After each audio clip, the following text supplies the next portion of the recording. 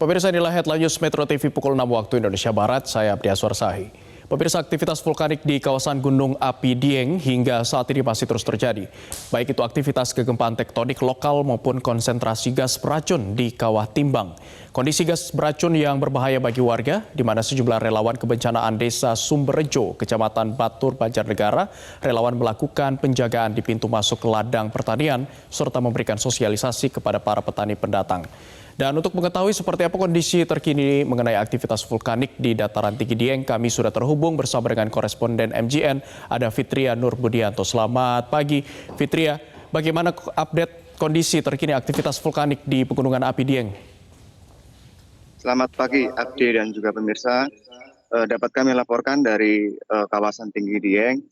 Sejak kemarin memang, sejak Senin kemarin, PVMBG telah mengeluarkan rilis bahwasanya kawasan tinggi di daerah Kawah Timbang sendiri yang berada di Desa Sumberjo, Kecamatan Batur, Banjarnegara, itu mengeluarkan konsentrasi gas yang sangat tinggi, yaitu 0,9% volume. Jika diukur dari dengan alat yang terpasang di wilayah di area Kawah Timbang ini, memang rata-rata konsentrasi gas tersebut memang mencapai 0,558% volume. Artinya gas beracun yang keluar tersebut memang sudah sangat berbahaya bagi petani dan warga sekitar. Abdi. Baik, Fitria, lantas seberapa jauh jarak Kawah Timbang ini dengan permukiman warga? Ya, untuk pemukiman dengan jarak Kawah Timbang sendiri memang tidak terlalu jauh, antara sekitar 700 meter hingga radius 1 km. Dan PVMBG juga merekomendasikan kemarin bahwasanya jarak aman dari Kawah Timbang tersebut memang radius sekitar 500 meter. Abdi. Baik, Fitria, lantas untuk mencegah agar tidak ada korban jiwa yang timbul, apa upaya dari pihak terkait di sana? Ya, untuk langkah-langkah tersebut sudah dilakukan oleh BPBD Banjarnegara melalui relawan-relawan desa yang ada di sekitar Kawah Timbang tersebut. Contohnya seperti melakukan penjagaan di pintu masuk, karena tidak semua petani di wilayah Kawah Timbang tersebut adalah orang dari Desa Sumberjo maupun Desa Batur.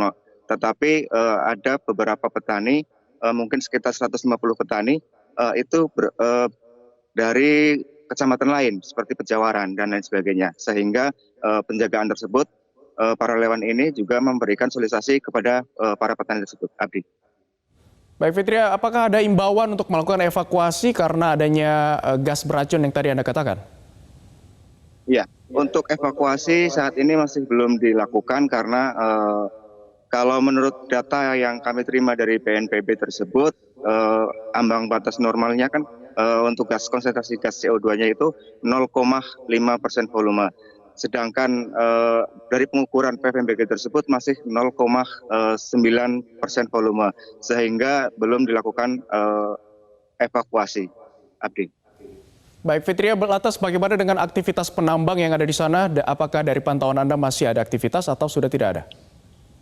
Ya, memang kalau dilihat secara langsung di sana memang ada beberapa pengeboran ya yang dilakukan oleh PT Geodipa.